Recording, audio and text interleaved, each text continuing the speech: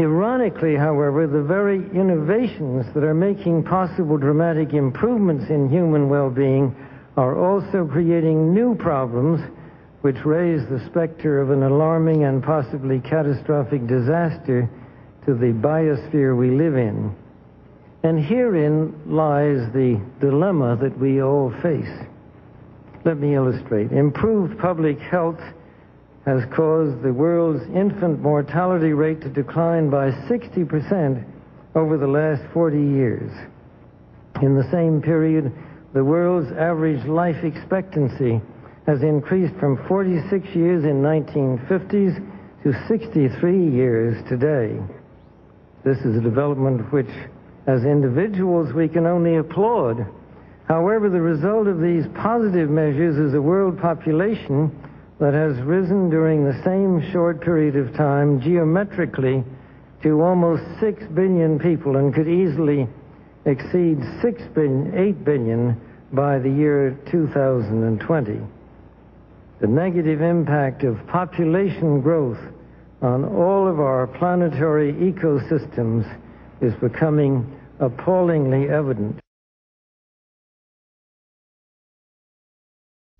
The rapid growing exploitation of the world's supply of energy and water is a matter of deep concern, and the toxic byproducts of widespread industrialization have increased atmospheric pollution to dangerous levels. Unless nations will agree to work together to tackle these cross-border challenges posed by population growth, overconsumption of resources, and environmental degradation, the prospects for a decent life on our planet will be threatened. The recent UN meeting in Cairo is appropriately focused on one of these key issues, population growth. But the controversies which have erupted at the conference illustrate the problem of coming to grips with issues that are deeply divisive and which have a profound moral dimension. The United Nations can and should play an essential role in helping the world find a satisfactory way of stabilizing world population and stimulating economic development in a manner that is sensitive to religious and moral considerations. Economic growth is, of course, an inevitable corollary of a growing population and is essential to improve standards of living. But without careful coordination, unrestrained economic growth poses further threats to our environment. This was a major subject of discussion at the conference in Rio de Janeiro on the environment 2 years ago. The focus then was on sustainable growth and global development. It was pointed out at the conference that growth is most efficiently managed by the private sector, but regulation of the process by national governments and international bodies is also needed. And once again, the United Nations should certainly be among the catalysts and coordinators of this process.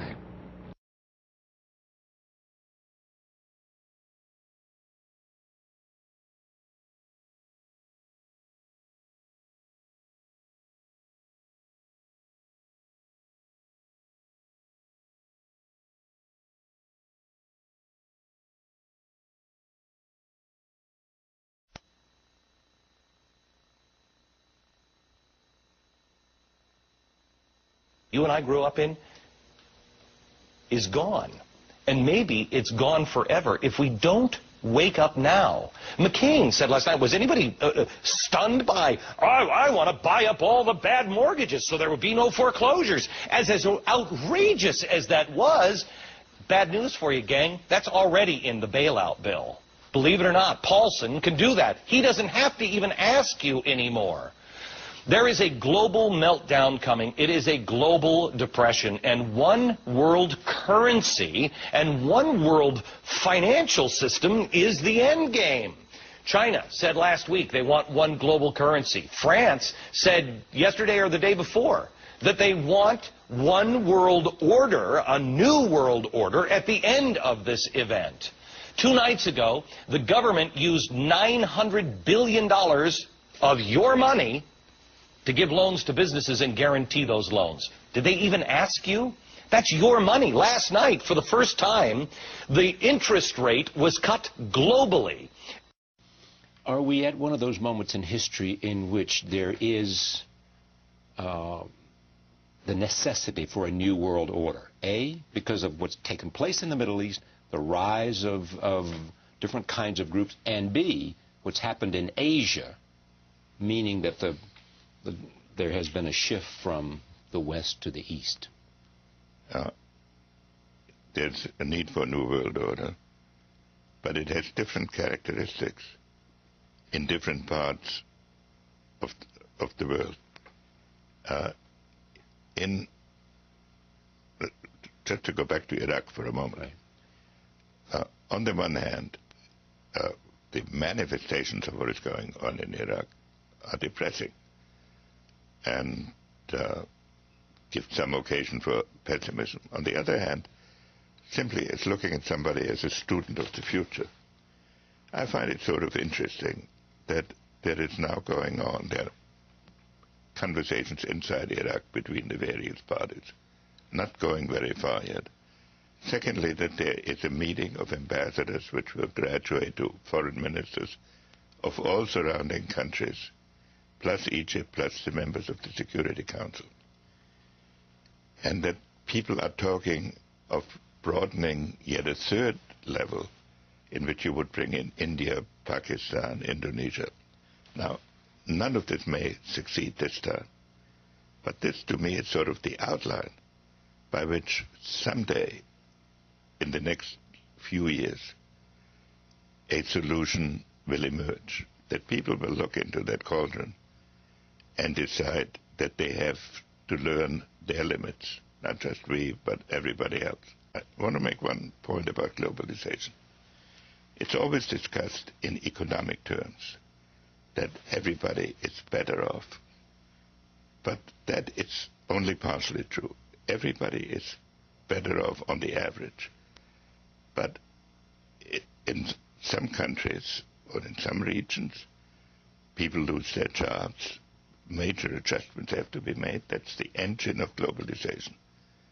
The people who are disadvantaged by the process look to their governments for solutions. But the governments are national and the problem is global. So how to bring about a relationship between the desirable process of globalization and its impact on the politics? You're encouraged that China will get better and will grow and will be a more responsive citizen of the world? I could write a script where this will not happen, because the pressures inside China are enormous to deal with so many But it's problems. incumbent on the next president to be able to... I would say to the new president what I'm saying to the current president, or I have said to previous presidents. The relations with China are the fundamental challenge of American policy. Because if we get that wrong, then much else we may do right. It's going to be subsumed in an attention to a conflict like the Cold War. And that is something that we must really avoid. And if we want to have a constructive world, the purely strategic and military problems that the shift in power relationships brings will confuse us if we do not consider that we have to bring about, together with other countries, a different consciousness of what a world order is. Now you have, on the one extreme, globalization, in which the nation is weakened. On the other extreme, you have religion.